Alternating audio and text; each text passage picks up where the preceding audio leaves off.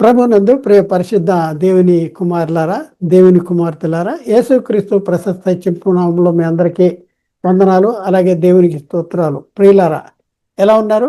బాగున్నారా? చాలా సంతోషం, మీరు అందరూ బాగున్నారని తెలుస్తున్నాను. అలాగే దేవుని కృప మహదైశ్వర్యాన్ని బట్టి మేము కూడా కులాసాగా ఉన్నాం. ప్రియులారా, ఒక ప్రత్యేక అంశం ద్వారా మరొకసారి మీ చేరువలోనికి వచ్చి ఈ రీతిగా మిమ్మల్ని కలుసుకుంటానికి దేవుడు మాకు ఇచ్చిన ఈ గొప్ప ఆధిక్యతను బట్టి దేవునికి మరొకసారి కృతజ్ఞతాస్తుతులు చెల్లిస్తున్న దేవునికి స్తోత్రాలు. ప్రియులారా, ఈరోజు మనము చాలా ప్రత్యేకమైనటువంటి అంశాన్ని గురించి మనం నేర్చుకుందాం. ఈరోజు మనం నేర్చుకునే అంశం ఏంటంటే, సంఘము అంటే హస్తకృతమైన కట్టడము కాదు. దాని గురించి మనం ఇంకా కొన్ని సంగతులు మనం నేర్చుకుందాం. సంఘము అంటే హస్తకృతములైన కట్టడంగా ఎందుకు కాదు, మనమే సంఘము, పిలువబడినటువంటి మనమే సంఘము. అది సంఘం అంటే మీరు అనుకుంటున్నట్టు మా సంఘం అక్కడెక్కడో ఉంది, మా సంఘం పెద్దగా ఉంది, మా సంఘానికి రంగులేస్తున్నాం, మీరు మా సంఘానికి రండి, నేను సంఘానికి వెళ్తున్నా, ఈరోజు సంఘానికి వెళ్ళను, మా సంఘం ఫలానా టైంకి తెరవబడుద్ది, ఆ గంటలు మా సంఘం గంటలు అనేసి ఇలా రకరకాలుగా చెప్తున్నటువంటి వారులారా, అసలు సంఘము హస్తకృతమైన కట్టడము కాదు అనేసి ముందు గుర్తించాలి. ఎందుకు కాదో ఇప్పుడు నేను చెప్తున్నా, బైబిల్లో ఉంది, అవి మీకు చూపిస్తానికి ప్రయత్నం చేస్తున్నా. సంఘం అంటే హస్తకృతమైన కట్టడం కాదు. ఎందుకంటే సంఘమును క్రీస్తు పోషించి సంరక్షించుతున్నాడు. సంఘము 4 గోడలతో కట్టబడిన కట్టడం అయితే, యేసుక్రీస్తు సంఘాన్ని పోషించటం ఏంటి? చూద్దాం ఎఫ్ఎసీ పత్రిక 5వ అధ్యాయంలో 30వ వచనంలో అక్కడ రాయబడిన మాట ఏంటంటే, మనము క్రీస్తు శరీరమునకు అవయవములై ఉన్నాము గనక అలాగే క్రీస్తు కూడా సంఘమును పోషించి సంరక్షించుతున్నాడు. మనము క్రీస్తు శరీరమునకు అవయవములై ఉన్నాము. క్రీస్తు సంఘము, క్రీస్తు శరీరము. ఆ సంఘమునకు అవయవాలు మనం. ఈ అవయవాలకి యేసుక్రీస్తు ఏం చేస్తున్నాడంట? క్రీస్తు సంఘమును పోషించి సంరక్షిస్తున్నాడు, సంఘాన్ని పోషించి సంరక్షిస్తున్నాడు. సంఘం అంటే మీరు అనుకున్నట్లు 4 గోడలతో కూడినటువంటి ఒక కట్టడము, నిర్మాణం అయితే, యేసుక్రీస్తు సంఘాన్ని పోషించి సంరక్షించేదేంటి? ఒకసారి మిమ్మల్ని మీరు పరిశీలన చేసుకోవాలి. కొంతమంది గతంలో మేము చెప్పినటువంటి మెసేజ్ల్ని విని చాలామంది మార్చుకున్నారు. చాలా సంతోషం. అయితే ఇంకా చాలామంది మార్చుకోలేనటువంటి పరిస్థితి ఉంది. మా సంఘం అక్కడ ఉందండి, మా సంఘం ఫలానా సంఘం అండి అని చెప్పేటటువంటి పరిస్థితి.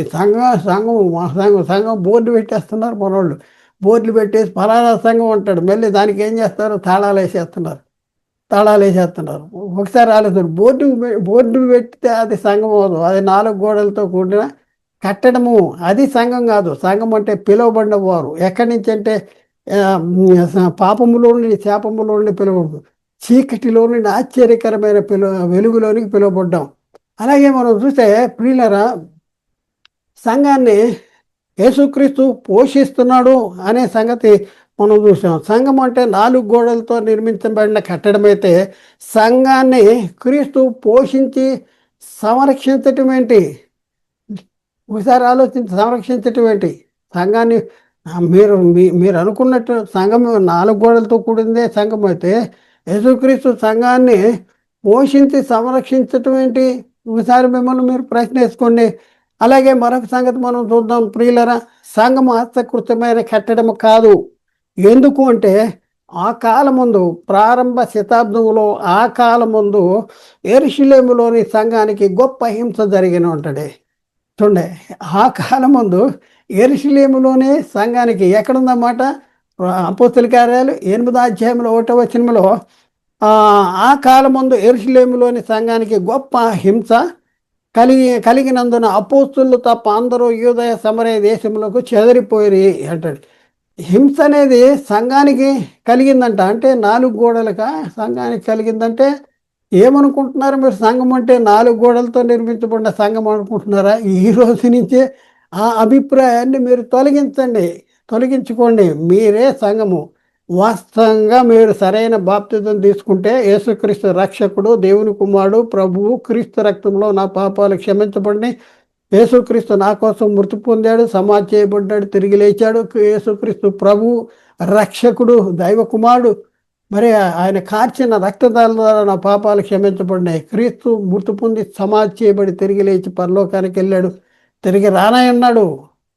ఆయన ఎందుకు విశ్వాసముంచురు వారిని తిరిగి తీసుకెళ్తాడో అని ఎవరైతే నమ్మి బాప్తిజం తీసుకుంటారో వారు సంఘములో సంఘముగా చేర్చబడుతున్నారు, సంఘముగా మార్చబడుతున్నారు, సంఘములో చేర్చబడుతున్నారు.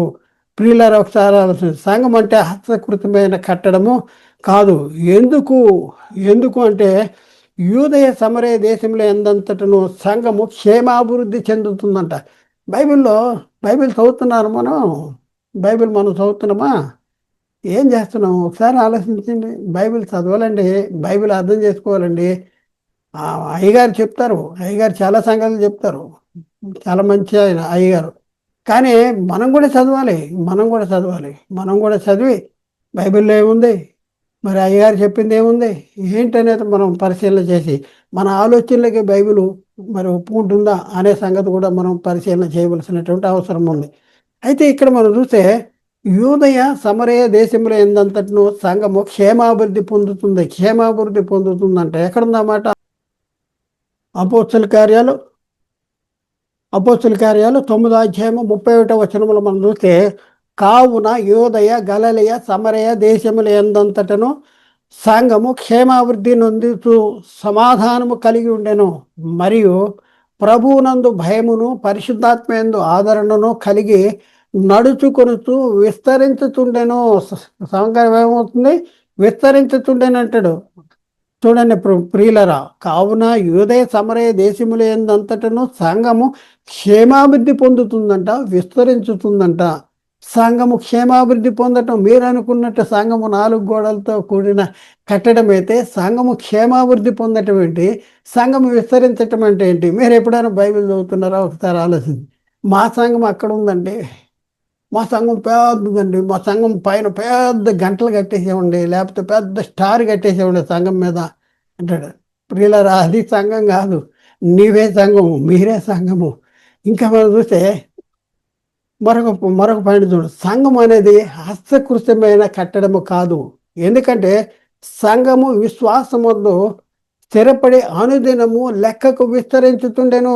చూడండి, సంఘము విశ్వాసముందు స్థిరపడి అనుదినము లెక్కకు విస్తరించుతుండెను. అనుదినము లెక్కకు, విశ్వాసములో స్థిరపడేది సంఘమా? అవును, సంఘము. ఎవరు ఆ సంఘము? ఎవరో సంఘమే, మనమే సంఘము. పిలువబడిన సమూహము. ఎక్లీషియా అంటే పిలువబడిన వారు. ఎక్కడి నుంచి ఎక్కడికి పిలువబడ్డవారు అంటే చీకటిలో నుండి ఆశ్చర్యకరమైనది తన వెలుగులోనికి మనల్ని పిలిచాడు. కాబట్టి పిలువబడినటువంటి వారి సమూహమే సంఘము అనేసి మనం గుర్తించుకోవాల్సిన అవసరం ఉంది. మన అభిప్రాయాలు మార్చుకుందాం, మన ఆలోచనలు మార్చుకుందాం. ఇప్పటికైనా మనం మారుదాము. అపోస్తల కార్యాలు 16వ అధ్యాయంలో 5వ వచనంలో అక్కడ రాయబడిన మాట ఏంటంటే, గనుక సంఘము విశ్వాసముందు స్థిరపడి ఆనుదినము లెక్కకు విస్తరించుతుండెను అనేసి అక్కడ రాయబడింది. ప్రియులారా, ఒకసారి ఆలోచించండి. సంఘం అనేది హస్తకృతములైన కట్టడం కాదు. ఎందుకంటే పౌలును బర్నబాను సంఘము చేత సాగనంపబడ్రి. పౌలు అంట, బర్నబాను, ఈ వీళ్ళిద్దరూ బర్నబాను సంఘము సాగనంపబడ్రి అంటారు. సంఘము వలన సాగనంపబడ్రి. వీళ్ళరా, సంఘము హస్తకృతములైన కట్టడము కాదు. ఎందుకంటే పౌలు బర్నబాలు వీళ్ళిద్దరు కూడా సంఘము వలన సాగనంపబడి. సంఘం వలన ఎక్కడుందా మాటలో? అపోస్తల కార్యాల్లో 15వ అధ్యాయంలో 3వ వచనంలో మనం చూస్తే, కాబట్టి వారు సంఘము వలన సాగనంపబడి ఫినేకే సమరయ దేశముల ద్వారా వెళ్ళుచు అన్యజనులు దేవుని వైపు తిరిగిన సంగతిని తెలుసుకుని సహోదరులందరికీ మహా సంతోషము కలుగజేసిరి అనేసి ఇక్కడ రాయబడింది. సంఘము చేత సాగనంపబడి. సంఘం అనేది 4 గోడలతో కట్టబడిన నిర్మాణం అయితే మీరు అనుకున్నట్టు మరి ఇక్కడ మనం చూస్తే పౌలు బర్నబాలు సంఘము చేత సాగనంపబడదే అంటాను. ఎలా సాగనంపడతారు మీరు మీరు మీరు ఆలోచించండి. మరొక పాయింట్ మనం చూద్దాం. మరొక పాయింట్, సంఘం అంటే హస్తకృతమైన కట్టడము కాదు అంటాడు. ఎందుకంటే అపోస్తలుడైన పౌలు సంఘాన్ని హింసించాడు అంటాడు. బైబిల్లో పౌలు సంఘాన్ని హింసించాడు అనేసి రాయబడింది. సంఘాన్ని హింసించాడంటే సంఘము 4 గోడలతో కట్టబడిన సంఘం అయితే దాన్ని హింసించటం ఏంటి? ఒకసారి ఆలోచించండి. దాన్ని హింసిస్తాడా? 4 గోడల్ని హింసించాడా? హింసించింది ఎవరిని? క్రైస్తవుల్ని, పిలువబడిన వారిని. క్రైస్తవుల్ని హింసించింది క్రైస్తవుల్ని. చీకట్లో ఉండే ఆశ్చర్యకరమైన వెలుగులోనికి పిలువబడిన వారిని హింసించాడు. చూద్దాం. పౌలు కొరింథీకి రాసిన మొదటి పత్రిక 15వ అధ్యాయం 9వ వచనంలో అక్కడ మనం చూస్తే, ఏలయనగా నేను అపోస్తులందరిలో తక్కువ వాడను, దేవుని సంఘమును హింసించినందున అపోస్తులు అనబడ్డకు యోగ్యుడను కాను. చూడండి, పౌలు ఏమంటే నేను దేవుని సంఘాన్ని హింసించాను అంటున్నాడు. అందుకనే ఏమంటున్నాడు? అవును, అపోస్తుల్ని అనబడటానికి నేను యోగ్యుడిని కాదు అంటాడు. నేను దేవుని సంఘాన్ని హింసించాను. పౌలు హింసించింది ఎవరిని హింసించాడు? సంఘము అంటే 4 గోడలను హింసించాడా? ఎట్లా మనం అర్థం చేసుకోవాలి? ఒకసారి ఆలోచించండి. సంఘం అంటే 4 గోడలతో కూడిన కట్టడము కాదు. సంఘం అంటే విలువబడిన వారి యొక్క సమూహము. ఎక్లీషియా అనే పదం నుండి సంఘం అనే పదం వచ్చింది. అలాగే ఫిలిప్పీ పత్రిక 3వ అధ్యాయం 6వ వచనంలో కూడా అక్కడ పౌలు గారు చెప్తున్నాడు, ఆసక్తి విషయము సంఘమును హింసించిన వాడనే అంటున్నాడు. పౌలు ఆసక్తి విషయము సంఘమును హింసించిన వాడనే, ధర్మశాస్త్రము వలనే నీతి విషయము అనిందుడనై ఉంటుంది. ధర్మశాస్త్రము వలనే నీతి విషయంలో అనిందుడనై ఉంటుంది. అయితే ఆసక్తి విషయంలో ఏం చేశానంటే సంఘాన్ని హింసించానంటాడు.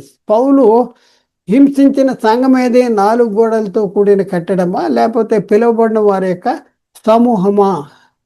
ఒకసారి ఆలోచించండి. క్రైస్తవులను హింసించాడా? ఎవరిని హింసించాడు? అలాగే సంఘమును కట్టింది ఎవరు?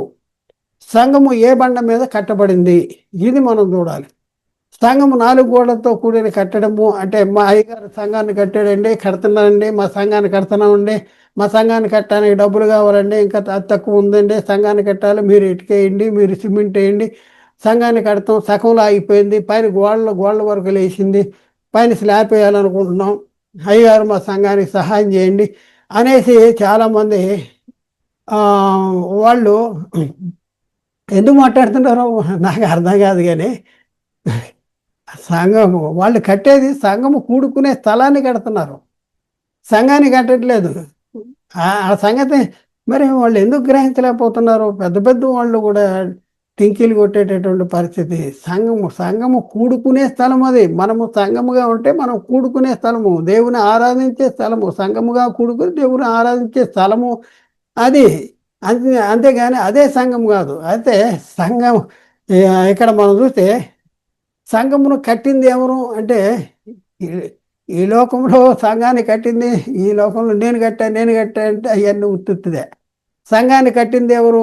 సంఘము ఏ బండ మీద కట్టబడింది అనేది మనం పరిశీలన చేస్తే, సంఘాన్ని కట్టింది యేసుక్రీస్తు, సంఘము కట్టబడింది యేసు దేవుని కుమారుడు అనే బండ మీద కట్టబడింది. చూద్దాం. మత్తయి సువార్త 16వ అధ్యాయంలో 16, 19 వచనాలు మనం చదువుదాము.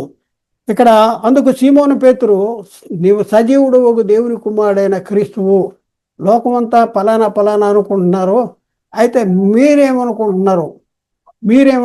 లోకం ఏమనుకుంటున్నారు అనేది నాకు అనవసరం, మీరేమనుకుంటున్నారు అని అంటే, అప్పుడు పేతురు గారు, సీమోను పేతురు అంటున్నాడు, నీవు సజీవుడు ఒక దేవుని కుమారుడు అయిన క్రీస్తువు అనేసి అంటున్నాడు. అందుకు యేసుక్రీస్తు అంటున్నాడు, సీమోను బర్యోనా, నీవు ధన్యుడువు, పరలోకముందున్న నా తండ్రి ఈ సంగతి నీకు బయలుపరిస్తేనే కానీ నరులు నీకు బయలు పరచలేదు. మరియు పేతురువు ఈ బండ మీద, అంటే నువ్వు ఏదైతే నన్ను గురించి ఒప్పుకున్నావో ఈ బండ మీద, అంటే రాయి మీద కాదు, ఈ బండ మీద, మరియు పేతురు ఆ, ఈ బండ మీద నా సంఘమును కట్టుదును అంటాడు. ఈ బండ మీద ఏం చేస్తాను? నా సంఘాన్ని కడతాను అంటున్నాడు. ఏ బండ మీద సంఘాన్ని కడతాను అంటున్నాడు? పే యేసు దేవుని కుమారుడైన క్రీస్తు అనే బండ మీద సంఘాన్ని కడతాను అనేసి అంటున్నాడు. ఎవరు కడతాను అంటున్నారు? యేసు క్రీస్తు కడతాను అంటున్నాడు. సంఘము ఇప్పుడున్న పరిస్థితుల్లో సంఘాన్ని కట్టింది ఎవరు అంటే యేసుక్రీస్తు కట్టుతున్నాడు. ఏ బండ మీద కట్టబడింది? యేసుక్రీస్తు దేవుని కుమారుడనే బండ మీద కట్టబడినటువంటి పరిస్థితి మనం చూస్తూ ఉన్నాం ప్రియులరా. అయితే ప్రియులరా, సంఘమై ఉన్న మనకు శిరస్సు ఎవరో మనం తెలుసుకోవాలి. మనం సంఘముగా ఉన్నాం. సంఘము ఆయన శరీరము. సంఘానికి శిరస్సు ఎవరు అంటే సంఘానికి శిరస్సు యేసుక్రీస్తు. చూద్దాం ఎఫ్సి పత్రికలో 1:23 ఆ సంఘము ఆయన శరీరము సమస్తమును పూర్తిగా నింపుతున్న వాని యొక్క సంపూర్ణత ఉన్నది.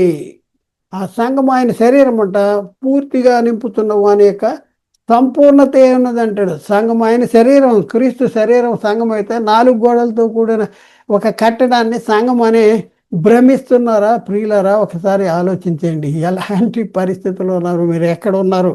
ఇంకా చూద్దాం.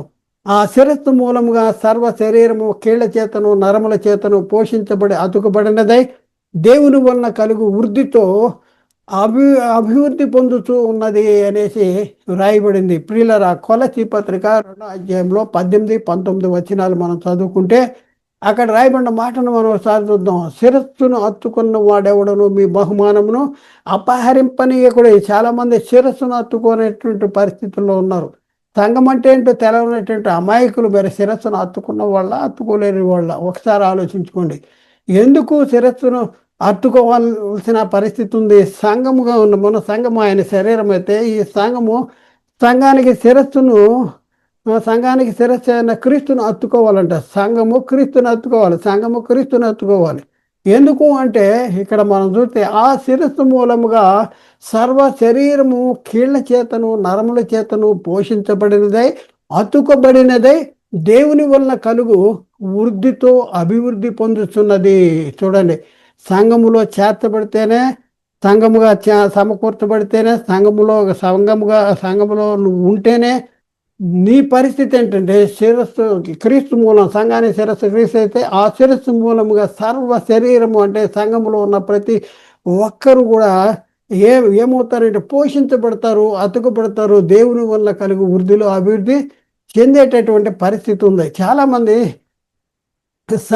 సంఘానికి అంటే సంఘముగా సమకూర్చబడటం, సంఘానికి వెళ్ళటం కాదు, అది సంఘము కూడుకునే స్థలం. అది 4 గోడలతో కట్టడం. మనము సంఘముగా సమకూర్చబడి సంఘముగా మనం దేవుని ఆరాధించేటటువంటి పరిస్థితుల్లో మరి ఇప్పుడున్న పరిస్థితుల్లో సంఘముగా సమకూర్చబడటం అనేది దాని యొక్క ప్రాధాన్యతను గుర్తించలేనటువంటి పరిస్థితి మనం చూస్తూ ఉన్నాం. మరియు సమస్తమును ఆయన పాదముల కింద ఉంచి సమస్తము పైన ఆయనను శిరస్సుగా నియమించి ఉన్నాడు. చూడండి, మరియు సమస్తమును ఆయన పాదాల కింద ఉంచి సమస్తము పైన ఆయనను సంఘమునకు శిరస్సు, సంఘానికి శిరస్సుగా ఆయనకి సమస్తాన్ని ఆయన పాదాల కింద ఉంచాడంట. మరి ఆయన్ని ఎక్కడ ఉంచాడంటే సంఘానికి శిరస్సుగా ఉంచాడంట. చూడండి, మనకి శిరస్సు ఎవరు అంటే మనకి శిరస్సు సంఘముగా ఉన్న మనకి శిరస్సు యేసుక్రీస్తు. సంఘానికి శిరస్సు అంటే 4 గోడలకి శిరస్సా? ఒకసారి ఆలోచించండి. ఎక్కడ ఉన్నారు మీరు? ఏం చేస్తున్నారు మీరు? మీ ఆలోచన ఏంటి? మీ అభిప్రాయం ఏంటి? మన అభిప్రాయం చాలా తప్పు. మనం మార్చుకుందాం, మన ఆలోచన మార్చుకుందాం. కొలసి పత్రిక 1:18 సంఘము అనే శరీరానికి ఆయనే శిరస్సు. ఆయన అన్నింటిలో ప్రాముఖ్యము కలిగి నిమిత్తము ఆయన ఆది అయిండి మృతుల్లోండి లేచిటిలో ఆది సంభూతుడు ఆయను అంటాడు. సంఘానికి శిరస్సు ఆయనే. సంఘమును శరీరమునకు ఆయనే శిరస్సు అనేసి అక్కడ రాయబడింది. అలాగే ఎఫ్సి పత్రికలో 5వ అధ్యాయంలో 23వ క్రీస్తు సంఘమునకు శిరస్సు అయి ఉన్నలాగున అంటాడు. క్రీస్తు సంఘానికి శిరస్సు. మనం శిరస్సును అత్తుకోవాలా, అత్తుకోకూడదా? ఒకసారి ఆలోచించి. శిరస్సును అత్తుకొని శరీరము ఏమైపోద్ది? మొండమైపోద్ది. ఇది శరీరం శవం అయిపోద్ది. కాబట్టి శిరస్సును అత్తుకోవలసినటువంటి అవసరం ఉంది. అయితే ఒక సంగతి ఏంటంటే, నువ్వే సంఘము, సంఘమే ఆయన శరీరము, ఆయన శరీరంలో ఉన్న మనం ప్రతి ఒక్కరూ ఒక్కొక్క భాగము అనేసి మనం గుర్తించవలసింది పోయి, మా మా నాలుగు గోడలతో కూడిన కట్టడాన్నే సంఘము అనేసి భ్రమించేటటువంటి పరిస్థితి సాతాను మన జీవితాల్లో కల్పిస్తూ ఉన్నాడు. ఒకసారి ఆలోచించండి. మనం మార్చుకుందామా అంటే మార్చుకోవాలి. మార్చుకోకపోతే చాలా ప్రమాదము. అలాగే సంఘముగా ఉన్న మన కొరకు యేసుక్రీస్తు ఏం చేశాడు? యేసుక్రీస్తు ఏమన్నాడు? ఈ బండ మీద నా సంఘాన్ని కడతా అన్నాడు కదా! అయితే సంఘాన్ని కట్టడానికి సంఘముగా ఉన్న మన కోసం యేసుక్రీస్తు ఏం చేశాడు అంటే, సంఘమును పవిత్రపరిచి పరిశుద్ధపరచుటకే తను తాను అప్పగించుకున్నాడు. సంఘాన్ని పవిత్రపరిచాడంట, పరిశుద్ధపరిచాడంట, తను తాను అప్పగించుకున్నాడు. అంటే పవిత్రపరిచి పరిశుద్ధపరచడానికి తను తాను అప్పగించుకున్నాడు. మీరు అనుకున్నట్లు సంఘము నాలుగు గోడలతో కూడిన కట్టడం అయితే, యేసుక్రీస్తు మరి సంఘాన్ని పవిత్రపరచడానికి పరిశుద్ధపరచడానికి తను తాను అప్పగించుకుంటాం ఏంటి? ఒకసారి ఆలోచించండి. ఎఫ్సి పత్రిక 5వ అధ్యాయంలో 25-27 వచనాల్లో చూస్తే అక్కడ ఏముంది? పురుషులారా మీ భార్యలో మీరు ప్రేమించండి, అటువలే క్రీస్తు కూడా సంఘమును ప్రేమించి అది కళంకమైనను మడతైనను అటుది మరి ఏదైనాను లేక పరిశుద్ధమైనదిగాను నిర్దోషమైనదిగాను మహిమగల సంఘముగాను ఆయన తన ఎదుట నిలువబెట్టుకున్న వాళ్ళని వాక్యంతో ఉదక స్నానం చేత దాన్ని పవిత్రపరిచి పరిశుద్ధపరచుటకై దాని కొరకు తను తాను అప్పగించుకునేను. సంఘము కోసం యేసుక్రీస్తు తను తాను అప్పగించుకున్నాడంట. ఎందుకు తను తాను అప్పగించుకున్నాడు? ఎందుకు? అది చూడండి, సంఘమును ప్రేమించాడంట మొట్టమొదట. రెండవది, ఆ సంఘం అంట కళంకమైనను మడతైనను అటు మరేదైనా లేక పరిశుద్ధమైనదిగా ఉండటం కోసం, నిర్దోషమైనదిగా ఉండటం కోసం, మహిమగల సంఘంగా ఉండటం కోసం, మనము తన ఎదుటి పరిశుద్ధులుగా ఉండటం కోసం వాక్యముతో ఉదక స్నానం చేత మనలను అంటే దానిని పవిత్రపరిచి పరిశుద్ధపరచడానికి తను తాను అప్పగించుకున్నంట. ప్రియులరా, ఒక ప్రశ్న మనం వేసుకుందాం. క్రీస్తు ప్రేమించిన సంఘం ఏది? క్రీస్తు సంఘాన్ని ప్రేమించాడనా? ఏదా సంఘం? వాక్యంతో ఉదక స్నానము చేత దాన్ని పవిత్రపరిచి పరిశుద్ధపరచుడికే దాని కొరకు తను తాను అప్పగించుకున్న సంఘం ఏది? అలాగే మరొక ప్రశ్న, క్రీస్తు తను తాను అప్పగించుకున్నది హస్తకృతమైన కట్టడం కొరక లేక పిలువబడిన వారి యొక్క సమూహము కొరక? దేనికోసం క్రీస్తు తను తాను అప్పగించుకున్నాడు? మనం చాలా జాగ్రత్తగా మనం ఆలోచించుకోవాల్సిన అవసరం ఉంది. అలాగే సంఘమై ఉన్న మన కోసం యేసుక్రీస్తు ఏం చేశాడు? ఇది మనం ఒకసారి సంఘమై ఉన్న మన కోసం, సంఘముగా మీరు అనుకున్నట్టు సంఘముగా ఉన్న గోడల కోసం కాదు, ఆ కట్టడం కోసం కాదు. సంఘముగా ఉన్న మన కోసం యేసుక్రీస్తు ఏం చేశాడంటే తన స్వరక్తం ఇచ్చాడు. తన స్వరక్తం మన కోసం తను తాను బలిగా అర్పణగా అర్పించుకున్నాడు. స్వరక్తాన్ని ఇచ్చాడు. అపోస్తుల కార్యాల్లో 20వ అధ్యాయంలో 28వ వచనంలో, అపోస్తుల కార్యాలు 20వ అధ్యాయం 28వ వచనంలో, దేవుడు తన స్వరక్తం ఇచ్చి సంపాదించిన సంఘమును కాయుటకు పరిశుద్ధాత్మ మిమ్మును దేని యందు అధ్యక్షులుగా ఉంచెను, ఆ యావత్ మందను గురించి మీ మట్టుకు మిమ్మును జాగ్రత్తగా చూసుకుని అంటాడు. దేవుడు తన స్వరక్తం ఇచ్చి సంపాదించిన సంఘము. ఏ దేవుడు? తండ్రి అయిన దేవుడు కాదు, కుమారుడైన దేవుడు. కుమారుడైన దేవుడు మరి తన స్వరక్తాన్ని ఇచ్చాడంట పరిశుద్ధపరచడానికి. అలాగే సంఘమైన మన కోసం యేసుక్రీస్తు ఏం చేశాడు అనేట ఎఫ్సి పత్రిక 5వ అధ్యాయము 2వ వచనంలో మనం పరిశీలన చేస్తే, క్రీస్తు మిమ్మును ప్రేమించి పరిమళ వాసనగా ఉండుటకు మన కొరకు తను తాను దేవునికి అర్పణగాను బలిగాను అర్పించుకున్నాడు. చూడండి, క్రీస్తు ప్రేమించి సంఘాన్ని ప్రేమించాడు, ప్రేమించాడు. మనమే సంఘం. పరిమళ వాసనగా ఉండాలి. ఆయన ఎదుట మనం పరిమళ వాసనగా ఉండాలి. ఉండటానికి ఏం చేశాడు? మన కొరకు తను తాను దేవునికి బలిగా అర్పణగా అర్పించుకున్నాడంట. ప్రియులారా, ఒకసారి సంఘము ఏమనుకుంటున్నారు?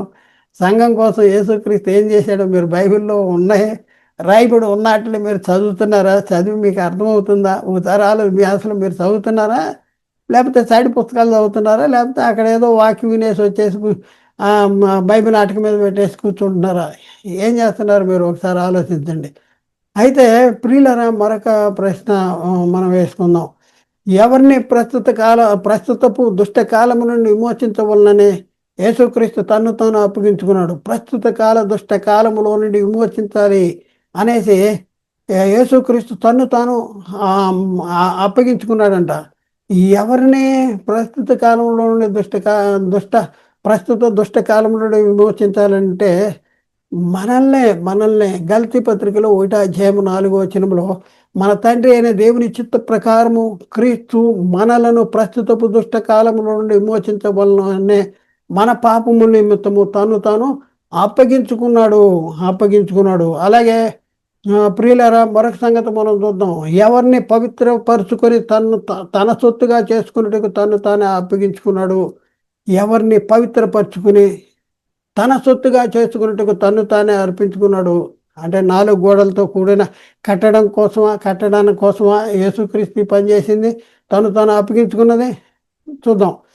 తీతు పత్రిక 2:4 ఆయన సమస్త దుర్నీతి నుండి మనలను విమోచించి సత్క్రియలందు ఆసక్తి గల ప్రజలను తన కోసము పవిత్రపరుచుకుని తన సొత్తుగా చేసుకుంటూ తానే అప్పగించుకున్నాడు. తన సొత్తుగా చేసుకుంటానికి. తన సొత్తు, మనం ఎవరి సొత్తు? ఒక దగ్గర దేవుని సొత్తు అయిన ప్రజలనే ఉన్నారు. ఇప్పుడు యేసుక్రీస్తు తన సొత్తుగా చేసుకుంటూ తానే మన కొరకు అప్పగించుకున్నాడు అనేసి ఉంది.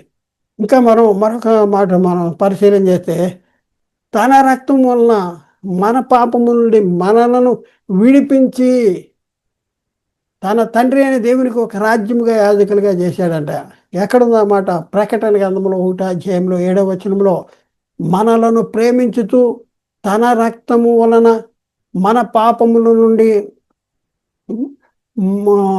మనలను విడిపించిన వానికి చూడండి, తన రక్తము మనలను ప్రేమించాడంట. తన రక్తము వలన మన పాపముల నుండి మనలను విడిపించిన వానికి మహిమ ప్రభావము యుగయుగములు కలుగునుగాక, ఆమేన్ అనేసి అక్కడ రాయబడింది. ప్రియులారా, ఒకసారి ఆలోచించండి. ఎవరి రక్తము వలన మనకు విమోచన అనగా పాప క్షమాపణ, మన అపరాధాలకి క్షమాపణ కలిగింది? ఎవరి రక్తం వల్ల కలిగింది అంటే చూద్దాం ప్రియులరా.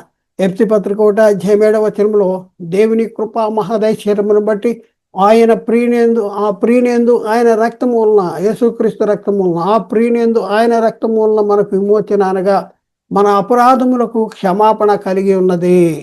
యేసుక్రీస్తు రక్తము వలన మనకి అపరాధాలకి క్షమాపణ, విమోచన, అపరాధాల క్షమాపణ కలిగి ఉందండి. కుమారుని యందు విమోచన అనేది వ్యక్తులకా గోడలకా? ఒకసారి ఆలోచించండి. యేసుక్రీస్తులో కుమారునిలో మనకు విమోచన కలిగిందంటే వ్యక్తులకి విమోచన కలిగిందా? సంఘం అంటే గోడలైతే గోడలకి విమోచన కలిగిందా? లేకపోతే మనకి విమోచన కలిగిందా? ఒకసారి సంఘం అంటే మనమే, పిలువబడినటువంటి వారం, ఎక్లీషియా, పిలువబడినటువంటి సమూహము. ఎక్కడి నుంచి పిలువబడ్డాం? చీకట్లో ఉండే ఆశ్చర్యకరమైన దేవుని వెలుగులోనికి పిలువబడ్డాం. మీ పరిస్థితి ఏంటి? మీరెవరు? పిలువబడినటువంటి వారు. ఎక్కడి నుంచి ఎక్కడ పిలువబడ్డవారు? చీకటిలోంచి ఆశ్చర్యకరమైన తన వెలుగులోని పిలువబడిన వారు. మనం ఎవరు? సంఘం. మనమే సంఘము. 4 గోడలతో కూడిన కట్టడం కాదు. ఈ రోజు నుంచి ఆ అభిప్రాయాన్ని తీసివేయండి. 4 గోడలతో కూడిన కట్టడం సంఘము కాదు. నీవే సంఘము. సంఘము అంటే పిలువబడిన వారు. ఎక్లేషియా అంటే పిలువబడిన సమూహము. పిలువబడిన మనం వ్యక్తిగతంగా ఒక్కొక్కరు ఒక్కో సంఘం, సమూహముగా అందరూ సంఘం. మరి అదేంటి 4 గోడలతో కూడిన? 4 గోడలు ఏంటి? మనం కట్టేది అది సంఘము కూడుకునే స్థలము. దేవుని ఆరాధించటానికి సంఘము కూడుకునే స్థలం అది. చాలామంది మేము సంఘం కడుతున్నామండి, మాకు డబ్బులు కావాలండి, మాకు సహాయం చేయండి, అయ్యగారు సంఘం కడుతున్నా మీరు ఇటుకలేయండి, అయ్యగారు సంఘం కడుతున్నా మీరు సిమెంట్ వేయండి, మా సంఘం గోడలు వేసినాయండి, స్లాబ్ వరకు వచ్చిందండి అని చెప్పేటటువంటి పరిస్థితి ఉంది. సంఘానికి రంగులు వేస్తూనే ఉంటాడు, ఇంకా రకరకాలుగా చెప్తున్నాడు. ఈ అభిప్రాయం తప్పు. మార్చుకోవాలి. మార్చుకోవాలి. ముందు బోధకులు మారితే విశ్వాసులు ఆల్రెడీ మారుతారు. మీరు చెప్పట్లేదు, వాటి గురించి చెప్పట్లేదు. ఆలోచించేయండి, అర్థం చేసుకోండి. మీ ఎవరిని కూడా వ్యక్తిగతంగా, సంఘపరంగా, సంస్థపరంగా ఎవరిని మరి కించపరచాలని, వారిని తప్పు పట్టుకోవాలని మేము ప్రయత్నం చేయట్లా. బైబిల్లో ఏముంది, బైబిల్ ఏం చెప్తుంది, అది మీకు తెలియపరచడానికే మేము ముందుకి వచ్చాము. క్రీస్తు ప్రేమ మమ్మల్ని బలవంతం చేయటం ద్వారా ఈ సంగతి మీకు తెలియపరచడానికి మేము ప్రయత్నం పడుతున్నాం. ప్రయత్నం చేశాం. కాబట్టి ఆలోచన చేయండి, అర్థం చేసుకోండి. ఇంత చెప్పినా మేము సంఘం అంటే 4 గోడలతో కూడిన సంఘము. మేము సంఘానికి ఒక గోడ 4 గోడలకు ఒక బోర్డు కట్టేసాము. అదిగో మా సంఘం అక్కడ ఉంది. మా సంఘం పలానా, మా సంఘానికి తాళాలేశారు అనేసి అదే మా సంఘం, అదే మా సంఘం, అదే మా సంఘం అని అని అని అని ఇంకా నమ్ముతాం అని అనేవాళ్ళారా, మిమ్మల్ని ఒకసారి ఆలోచించండి. మీ పరిస్థితి ఎలాంటి పరిస్థితి? మేము నమ్మమండి అంటే నమ్మొద్దు. ఎవరు నమ్మాలి? మేము చెప్పడం మా బాధ్యత. ఇది పలానా అని చెప్పడం మా బాధ్యత. మీరు నమ్ముతారా నమ్మరా అనేది మాకు సంబంధం లేదు. చెప్పకపోతే దేవుడు మమ్మల్ని అడుగుతాడు. కాబట్టి తెలియపరుస్తున్నాం. నమ్ నమ్మితే దేవునికి స్తోత్రం. మీరు నమ్మను అనంటే మీ ఇష్టం. మీ ఇష్టం. మిమ్మల్ని ఎవరు కూడా బలవంతం చేయట్లా. ఇదే ఇదే ఇదే మేము చెప్పడం మాత్రం మా బాధ్యత, కానీ దీన్ని నమ్మండి, దీన్ని ఖచ్చితంగా నమ్మండి అనేసి మేము చెప్పట్లా. బైబిల్లో ఎలా ఉంది, బైబిల్ ఎలా చెప్తుందని తెలియపరచడానికే మేము మీ ముందుకు వచ్చాం.